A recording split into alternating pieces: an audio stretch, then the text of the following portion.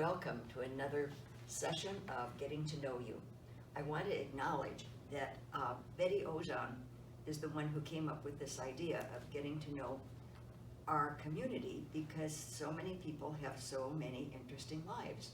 So she had the idea, but she wanted the activities committee to do it.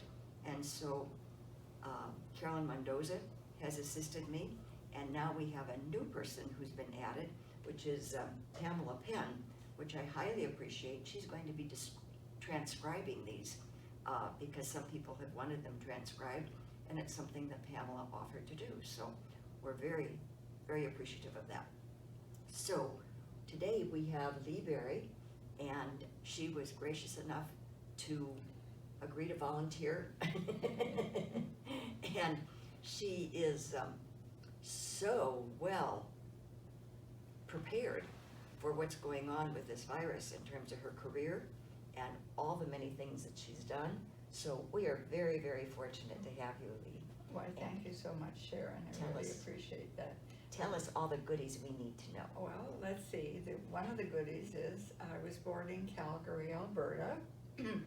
My parents were both immigrants from from Ukraine, and they settled in Calgary because there was a good-sized community of Ukrainians that were living there.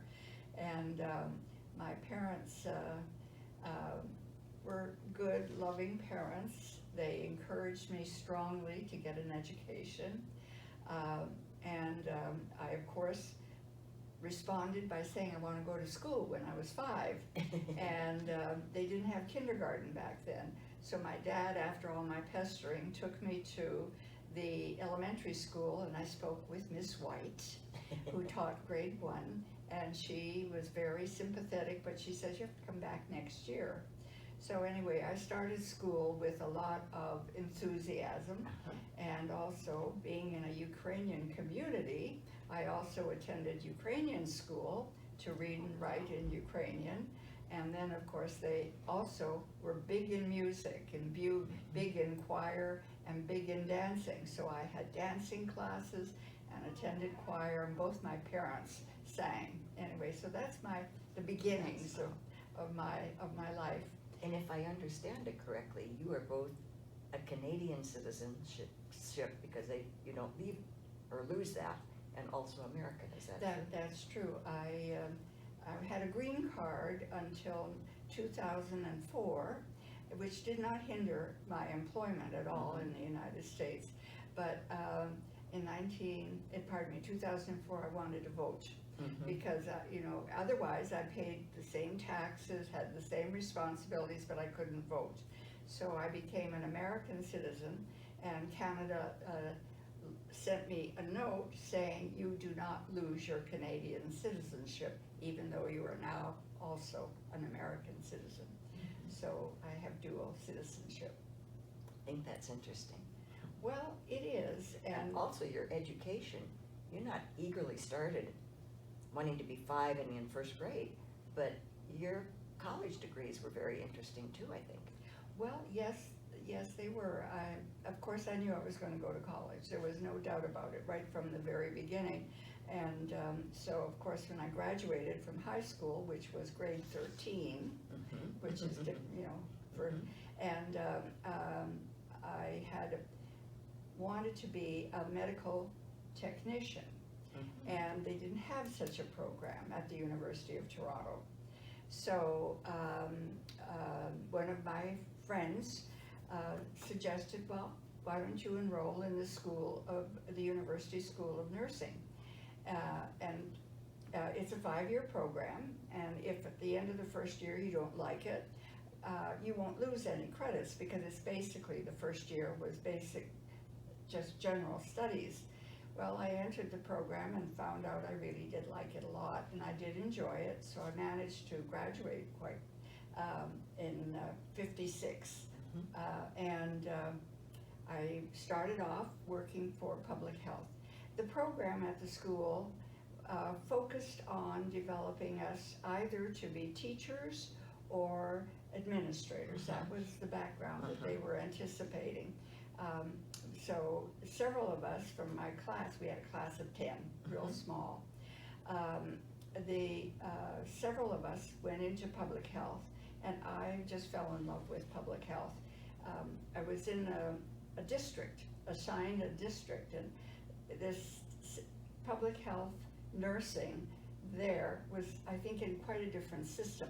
In that, in the district, I was responsible for not only immunization clinic, 2 schools that I had to screen the kids, a well baby clinic, prenatal class, and as a regulation, we had to visit every mother with a new baby and see if there were problems or complications of any kind.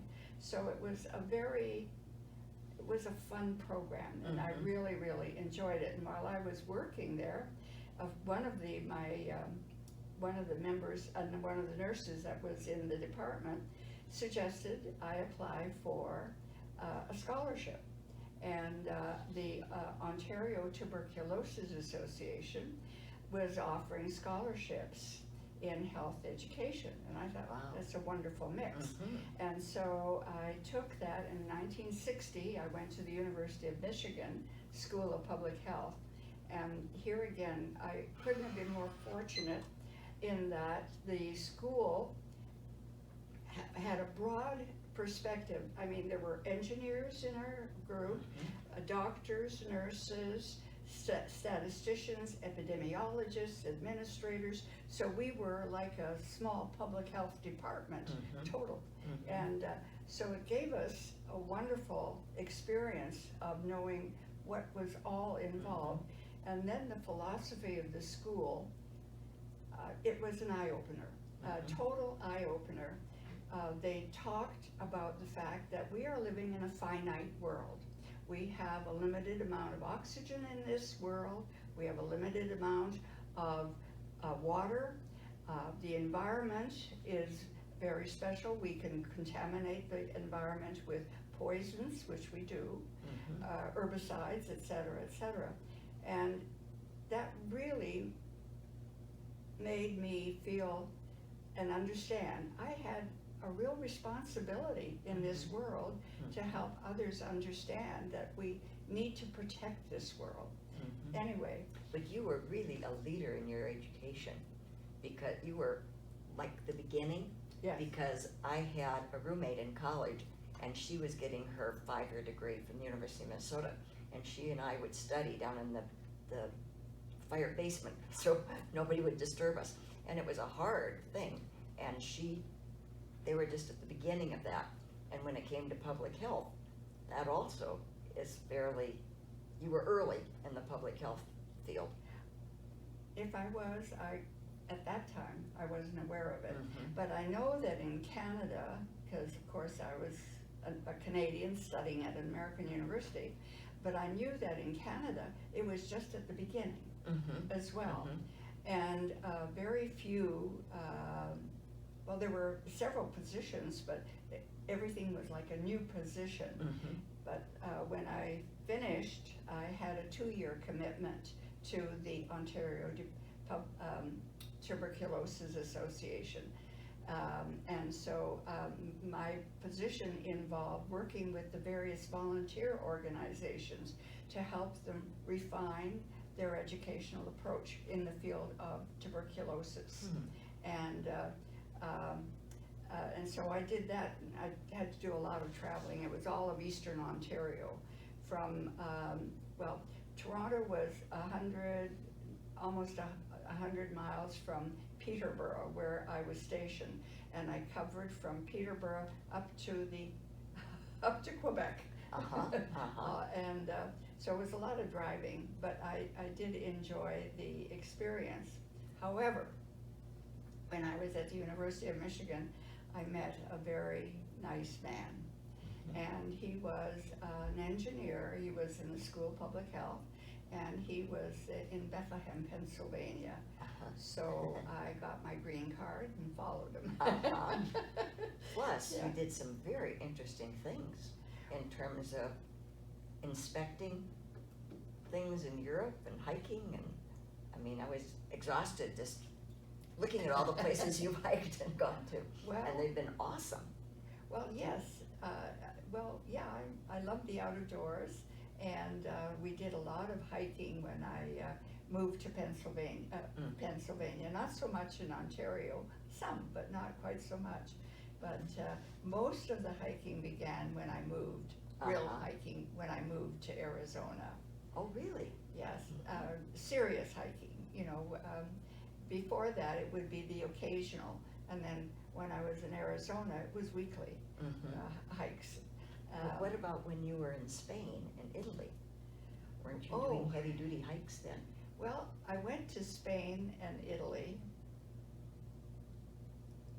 when I was working with the Bethlehem Visiting Nurse Association, which had a contract to carry out the public health programs in the Bethlehem area. And so it was an encouragement from them, because then I went to Israel on that trip. It was encouragement from them that I tour various hospitals in Spain and look at their rehab programs. And this was to affect home care. And so that's what I did in Italy as well as in Spain. And then from Spain, there was a 2-week program in Israel for nurse administrators. And so they funded me to go to that particular program. And so we visited in Israel. We visited not only the hospital, but the senior citizen facilities, clinics, and we had daily presentations by key governmental representatives to our group.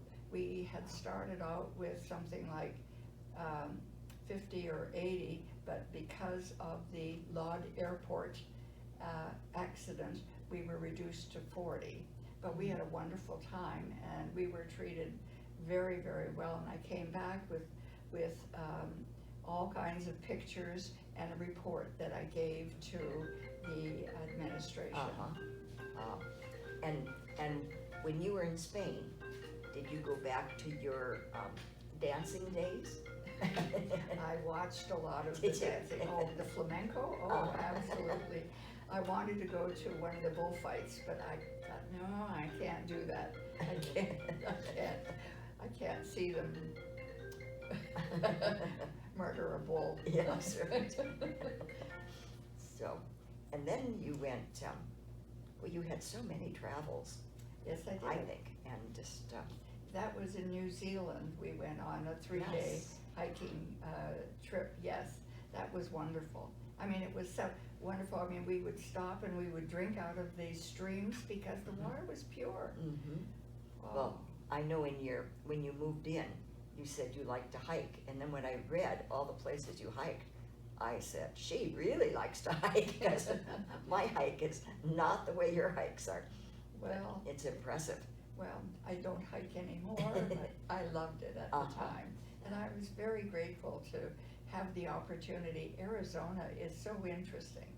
So many wonderful places to see and to hike and explore. Yes. Yeah, this is a fabulous state. Right. Well, my husband and I spent a lot of time up in Sedona in the summers in another life, and we'd do hikes, but they weren't like your hikes. Well, I'm sure you hiked as well. No, they weren't like your hikes. But well, the longest hike I ever had was in New Zealand. It was 15 miles in the one day. Wow. And it was a 3-day program. But it was hut to hut, which was wonderful, because at the end of each day, you were at a little hut that had beds, and it had hot water and a bathroom, and also food. So that it was a wonderful experience. I loved New Zealand. Did you? Oh yeah. And what about the language? The language in New Zealand, it's English, and it's got its little twists. You have to be careful what you say, because it means something else over there than what it means over here. But wonderful people, wonderful people. And one of our youngest daughter did her scuba diving in New Zealand, or whatever that's called. And she said the people were so nice. Yes. But they were very clear though on what they would let tourists know and what they knew. Oh, really? But she liked them very much. She was there for 3 weeks. Oh, wow. Was she in a specific program? Yeah, there? there was like a 3-week something or other. Wow, wow. Now that's interesting. Of course, you know, with the organized trek as they call them there, Right. they didn't reveal any kind of differences. But the trek itself was very interesting because there were only 5 of us. There was one young gal from Australia, an attorney from Chicago, a couple from Scottsdale, and myself. And I, you know, small world. Yes, To what a have small another world. couple from Scottsdale on this thing, and it was a wonderful experience. And you were living here at that time then? Yes, I was living, actually, let's see, what year was that? I was living here in Scottsdale at that time, right. And you were involved with Glendale too, weren't you? Well, I lived for 4 years in Glendale. And then I found out that all of the things I like to do, like go to the theater and at the university, and was over this side of town. So I moved, because otherwise it would take me an hour to go down to the university, ASU, and an hour to go home. So I thought, I'm going to move closer. And it was a wonderful, I was very, very lucky. That's one thing I feel my life has been very, very fortunate. I've had good opportunities and for different kinds of experiences. I love living here in Arizona. I had a wonderful life. I've had a wonderful life so far here in Scottsdale. This is like heaven. Well, you certainly are a great contributor to our community, and it's always, we're fortunate to have you on the 3rd floor. The 3rd floor is a very special floor. Yes. Very, very congenial, very friendly and outgoing and supportive Yes. of each Yes, other. very. Yeah, very. And I feel very fortunate. Plus, you learned a lot about nutrition. Well, yes, I ended up teaching nutrition, and when I first came to Bethlehem, Pennsylvania, they hired me at a local hospital school of nursing, and they hired me to teach normal and therapeutic nutrition. Normal nutrition was, I knew quite a bit. The therapeutic was a challenge for me, but I did teach it for 1.5 years, and then when I found out that the Bethlehem Visiting Nurse Association also did public health, I moved over to that program, because that was more within my comfort zone and my knowledge zone. So when you think about Westminster, how do you think about our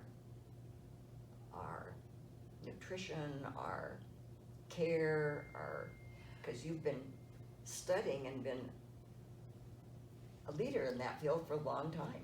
Well, thank you. Child care, not child care, but nursing home care Nursing and so on. home care.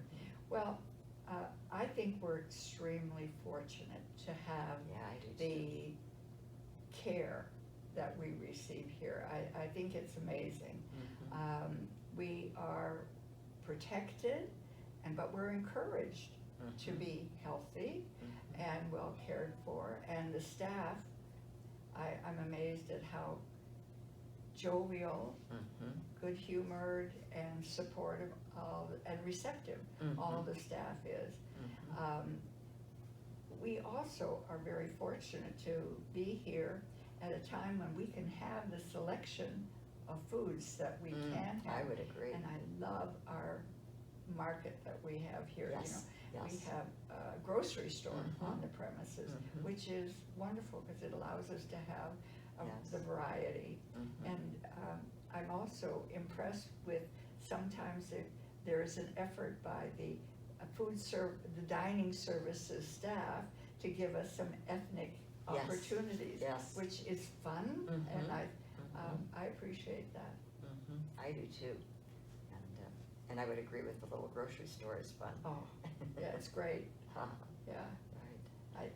So, tell me some more things that, because I haven't meant to interrupt you, but there are some things I was especially interested in when I looked at your two. I know your moving in was an interesting process here too. Yes, it was, yeah. Well, when I first approached Westminster and had my interviews, I had mentioned that I needed to sell my home before I could move in. And Leslie said, well, we have a camping program here if you're interested. And the camping was, if there was an empty apartment, I could camp in that apartment until a 2-bedroom on the 3rd floor was going to open up. And that's pretty hard to do. So I moved in early in January of 2018. Yeah, 2018. And it took 14 months before a 2-bedroom on the 3rd floor opened up. And I already had told Leslie, I'll take the 2nd floor too. But I was lucky. And so for 14 months I lived with boxes lining my walls, and I felt I was living in a hotel. And but it gave me a wonderful opportunity to meet so many people and to be involved in so much of what was offered to us here. And so when the apartment opened up, I said, doesn't matter which 2-bedroom it is, I'm grabbing it. And so I feel very, very fortunate, and they've been very kind. They've been very, staff has been very, very kind. But that's your personality, Lee, because I see you just going with the flow, unbelievable, because that would have been really hard for most people to be in boxes and where are things, and now let's see, what did I really need that I haven't had for 2 years? Well, you know, you have to be, you have to go with the flow. You can't demand that, and there was no point in my being upset by Right. it, you know. Don't or need to make anything. the situation worse. Exactly, Right. exactly, and frustrating. And so I was ecstatic when I saw that I would have an apartment. And by that time, I had learned so much about what other people had done to their apartments and how they had done some renovations. And that gave me a head start, actually, when it came to decorating my own apartment that I'm in now. And you have a beautiful blue wall. I'm very partial to blue. I am too. Yes, yeah, in my home on Bonita, in the dining room, I had painted 2 sides of the dining room this royal glittering metallic blue. And I wanted to somehow keep that metallic look. And then with the apartment being the way it is, that front entrance faces a blank wall, and I thought, that's going to be my metallic blue wall. And so it is. It greets you. It does. I wanted, that's exactly, I wanted the, both the painting that I bought and the wall to say, wow. It says welcome. And welcome, absolutely, absolutely. Yeah. You also were president of the Arizona Public Health Association. Yes. A long time ago, yeah. But you were always ahead of your time too, so. Well, maybe. How but- long did that when did it start, that association? Oh, gosh, that association is, A long history? it has a long history. It was many years before I became involved with it. But as soon as I moved to Arizona, I joined the Arizona Public Health Association and became active in different committees, et cetera. And then I had a chance to run for president, and which I did, and it's a 1-year term. And they have the challenges now that we did not have back then. And I really respect and Will Humble, who is now working, I think, with the with the state. He is also president, and his role is a very important role right now with the COVID pandemic. But back then it was fairly simple in comparison. Yeah. We have something in common. Okay. You and I are both only children, Yes. right? And we both liked it. Yes. Yes. And you have a daughter that's an only child. Yes, and she has a daughter that's an only I child. know. So obviously, all three generations liked it. Yes, my mother was not an only child, but we have many pictures of my mother, my daughter, my granddaughter, and myself, the four of us. Many, many pictures, yes. And you have a wonderful relationship with that granddaughter. I do. I've enjoyed when she's come to visit you. Yes, yes, she's obviously very special for me. I think all grandchildren are always very special to their grandparents, but yes, she's very special to me. And where is she living now? Well, my granddaughter is in London, England. She had applied for a 2-year work visa in England, and this was last year, and she had hoped that she would have the approval earlier on in the year. She finally got approval, and this is from Canadian approval.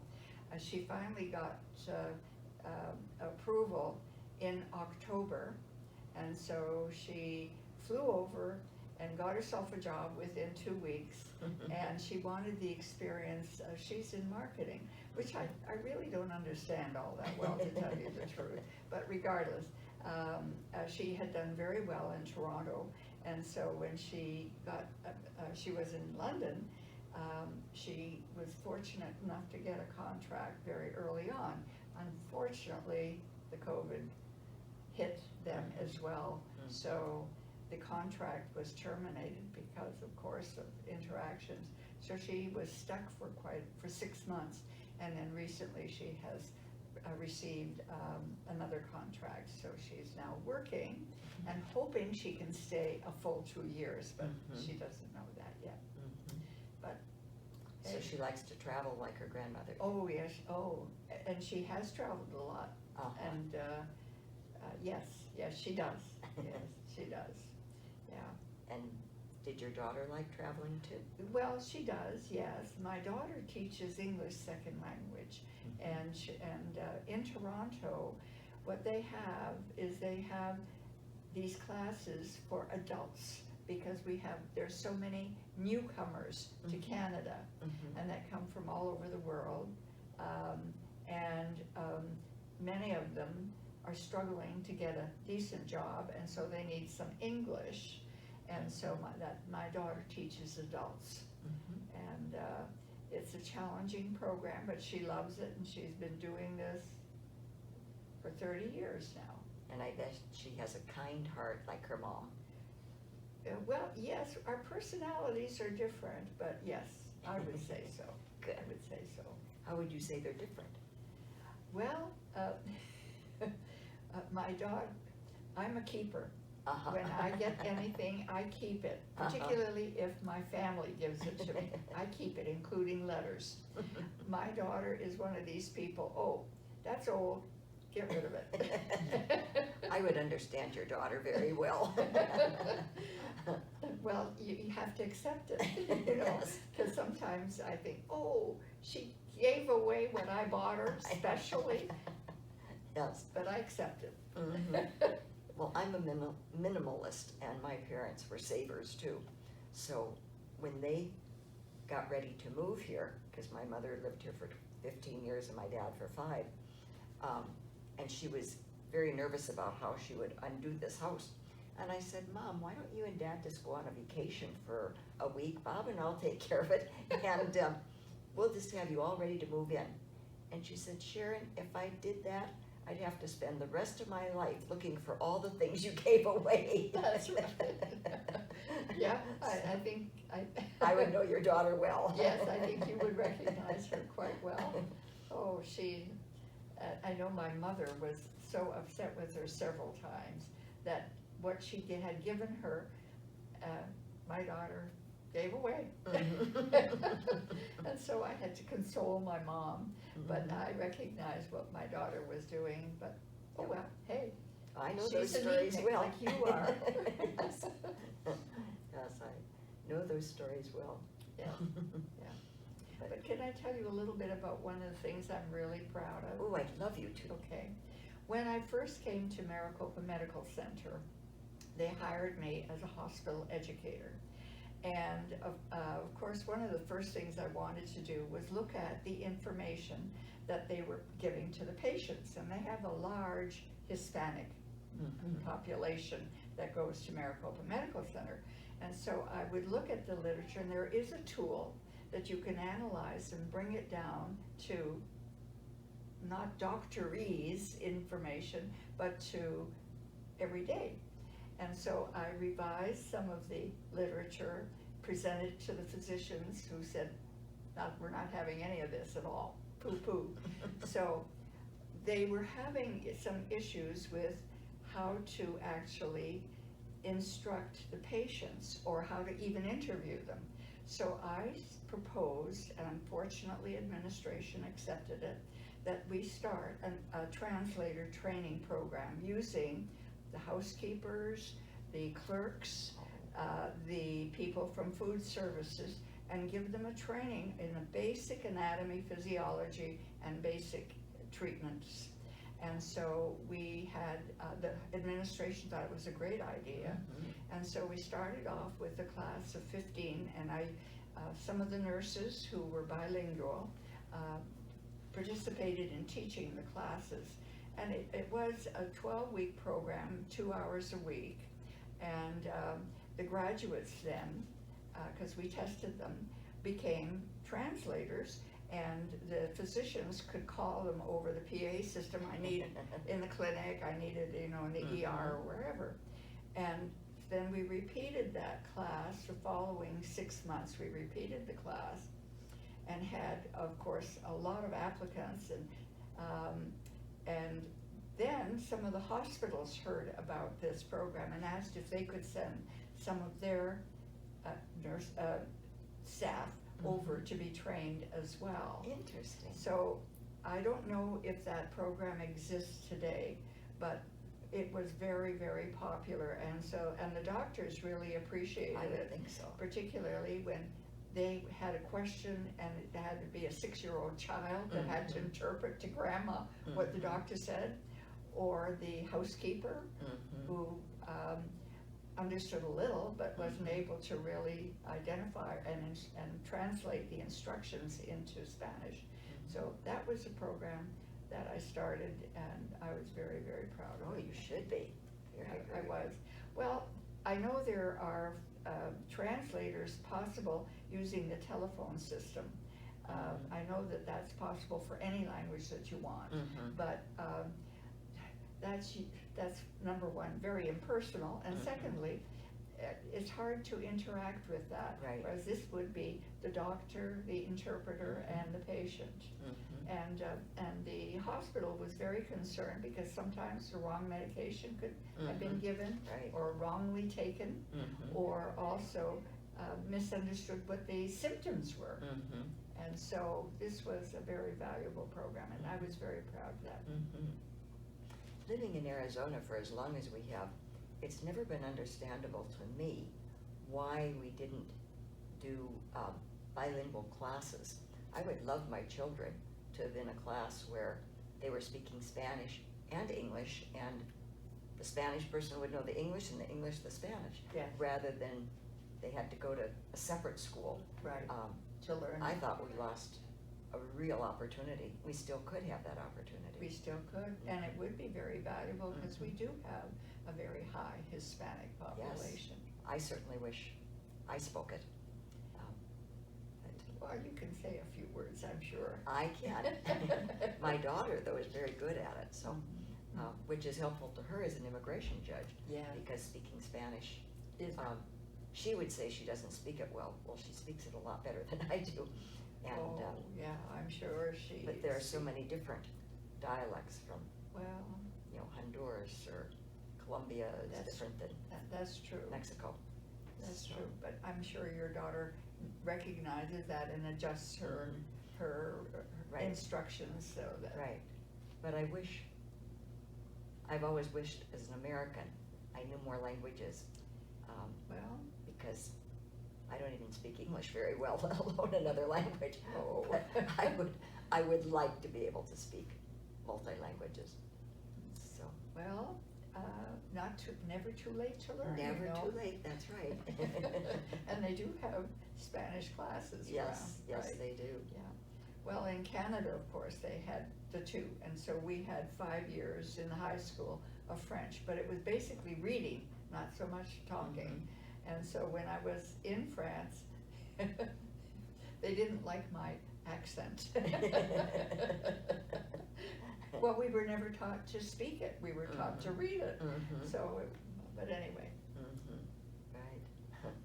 And accents are interesting, I think, Oh, because even our son and daughter of the heart, who lived in London for 3 years, Yeah. English is very different there than it is here. Yes, And they had to be translated, you know, of course, the Louvre and the various things. Right. Standing in the queue. yes, right, and what a bonnet is. Yes, right, right. Right. Well, driving in England is a challenge. Uh-huh. But they're good drivers. I- Everybody's good at driving. And something I think that's interesting there is that the newer your car, the lower your car insurance. Oh, it's a And reverse here. That's right, and you have to prove that you yourself are paying for the insurance. It can't be mama and papa. So you have all very mature, safe drivers, Wow. I think. Wow, I wasn't aware of that. Mhm. I hadn't been either till Wow. that was so. And it makes sense with a Mhm. new car, lower Mhm. insurance. Mhm. And there was an old car because you're much more dangerous on the road. That's right. Hmm, Well, different style. That's right. Although I think Canada has good drivers. Well, when I was going to school, they didn't have driver ed at all. I took, when I was actually 21, when I learned to drive, I took a driving class, of course. Look, when we went to school, they hardly had cars, let alone Well, driver's that's- ed. Took streetcars all the That's time, right. and buses, right, right. Well, that's true, there's been big changes, Mhm. both in the States and in Canada Mhm. in the last 30 years. Right. Right, 30. Yes, and it's certainly been a challenge for our residents to deal with their cars Oh, and yes. what to drive, what not. Do you have a car? Yes, I still have my car, and I'm hoping to still use it eventually, if it works. Mhm. And, well, you have a car too. No, we don't. You We gave ours, we sold it about 2 years ago. really? My husband said he wasn't driving after he was 85, and Oh, he's not 85. he's 88, and Born in 32? yeah, that's right, that's right. Hi, Bob. And he would say I'm a good driver, and I am, but I was so stressed by how Scottsdale drivers drive, because dash around the side, and anyway, it was just not pleasant for me. So I said, when I turned 75, I was giving up driving, and I haven't missed it. And Westminster's so good Yes. at transporting, and they have good drivers, because I'm very Yeah. scared in a car. Yeah, yeah. So Oh, yes. driving has not been an issue for us, not having our car. Oh, Westminster is like living in a resort. Absolutely. And in a resort, you're treated beautifully, we're Mhm. treated beautifully here. In a resort, also, they'll drive you. if you That's need it. right. So Right.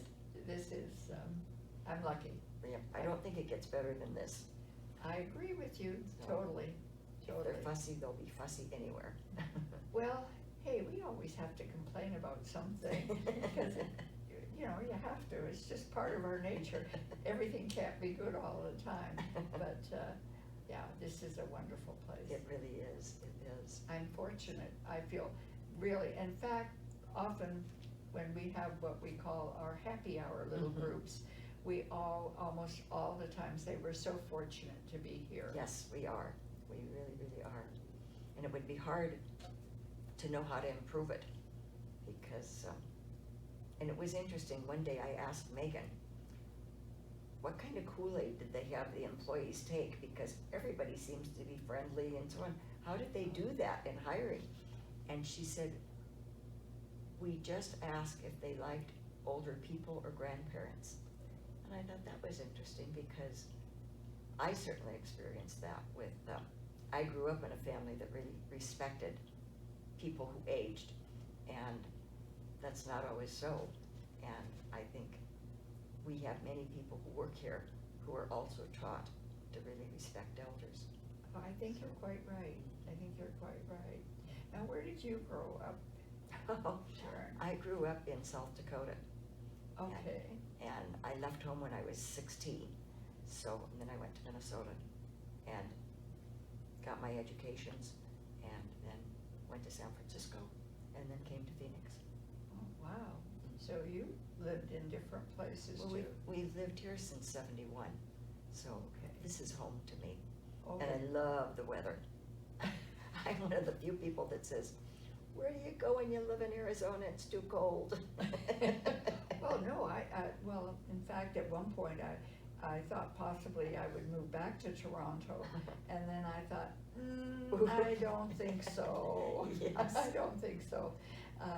Because this state offers you so many Yes. opportunities and the open air, Mhm. et cetera. The blue skies, I really love the blue I skies. do too, never tired of a sunny day. That's right, I agree with So- you totally. Anyway, this has been so nice, and I so thank you for agreeing to volunteer to come be interviewed. Well, thank you so much for inviting me, I Absolutely. truly appreciate it. I think we're very lucky to have you. Well, thank you, I think we're very lucky to be together, I think period. so too.